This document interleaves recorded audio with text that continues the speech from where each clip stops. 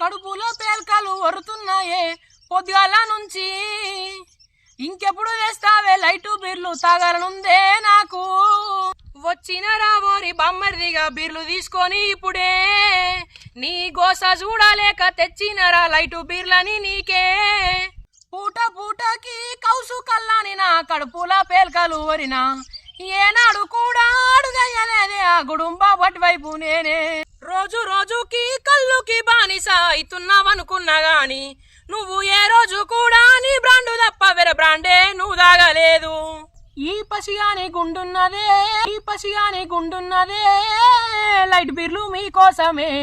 నేను ఏనాడు కూడా మీ బీర్లని తప్ప వేరే బ్రాండే నే తాగలేదే.